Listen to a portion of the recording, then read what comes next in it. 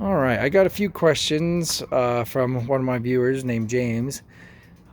He's going to get his license here fairly soon, in a year or two. He's becoming a gearhead, so he's kind of wondering what I'm doing, and had a few questions on why I'm doing what I'm doing. His first question is why I didn't wipe anything down and clean it up on the inside.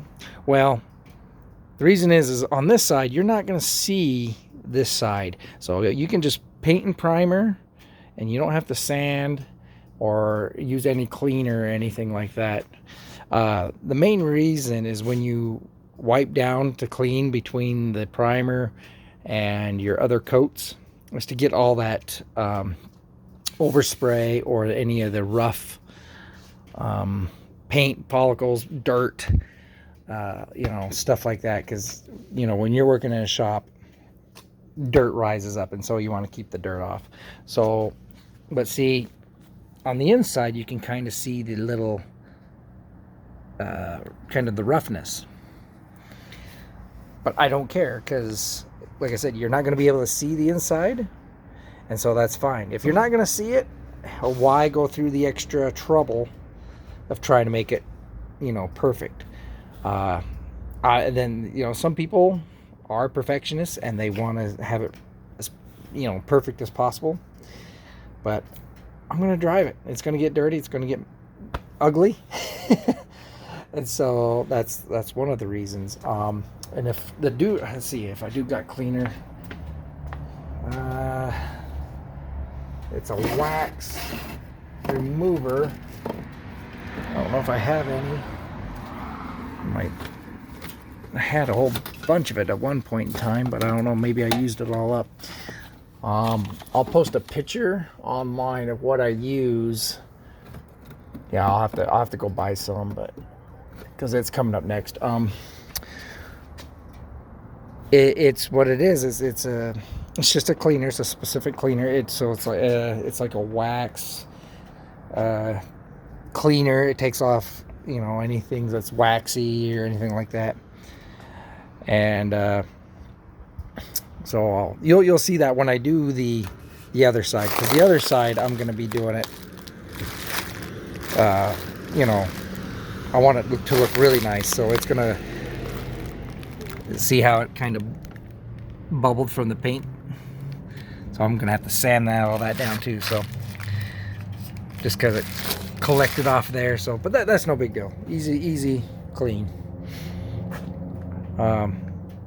Yeah, so I'm gonna go get some of that. You're gonna see how I do the actual other side. What I'm gonna do is I'm gonna rough up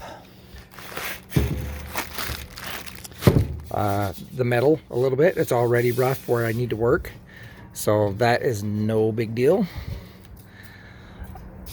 And then I'll sand this down, because we're gonna clean all that up. So that's all roughed up already, from the shop. So all I have to really do is put Bondo down, and then I'm gonna sand it and make it really smooth. I'm gonna start like at an 80 grit and work my way up to like 3,000. But that's why I did this side first, because this is the hard part. And if I overspray this way, because this part you don't see, if I spray it the other way, then it's gonna foul it up even worse. So there's a reason to my madness. So that's what we'll do. We'll put Bondo down, and you're gonna see it. So James, that's what we're gonna do. We're gonna Bondo it, sand it down, and I'll show you in the next video or two. And also, James, he wanted to know, wanted me to see if I could do a video on how to change and shift gears. It's kind of hard for me to do driving, because I don't think I can prop up my camera here to show exactly while I'm driving. But I'll kind of show you what you do. So you got the clutch over here. So what you do is you push in the clutch. All right, so that just disengages between the engine and the transmission. So there's a little arm in there, and all it does is just move that clutch back in and out. And so what you do is you just push in the clutch when you will go to shift, and then you just go into the next one. So you see the gears. So you got first, second, third, and fourth. So you'd want to start in first. So if so to take off, you'd put it in gear. Okay, then you'd let up, press a little bit down on the gas to get moving. That's the hardest part, is to figure out how much gas, you know, just to get going. So then once you get going, then you'd be driving, and then all of a sudden you would press in the clutch again, go down to second, let up, and then press the gas. That's all you're doing, is you're just that motion. So see,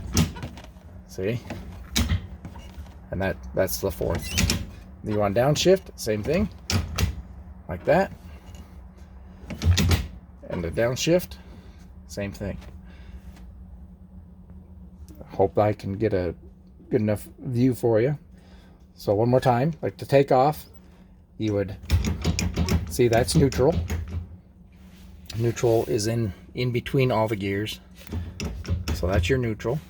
To go in reverse on this particular one, you would lift up on that, and then push back. So you go over all the way and up, just like it says. All right. So once again, to start out, press the clutch, go into first. And then once you get going, press the gas, let up off the clutch, go down into second. Make sure you press that clutch again before you go into second, and gas.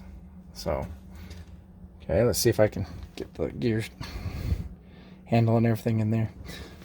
All right, so let's one more time for you. Clutch, put it in gear, gas, take off.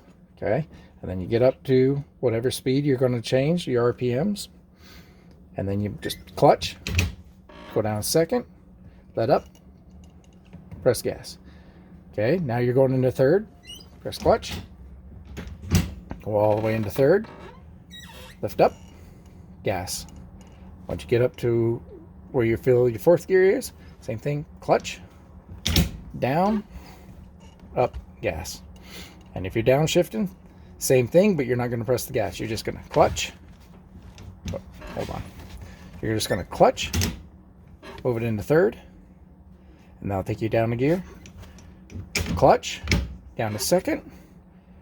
That'll take you down to gear.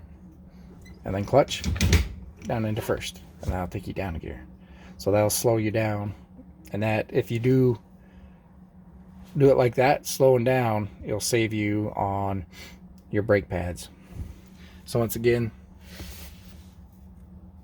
first, second, third, fourth. So you got first, we're in first right now. Just, whoop. Sorry, go. So you go first, second, third, fourth. Back down to third, second, first. Simple as that. So I hope that helps you out. And,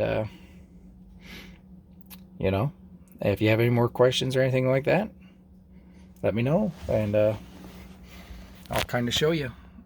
But if you need any help or anything, if you have any questions, I know you're going to get a car here eventually soon. So maybe we'll come check it out one day and see what you get.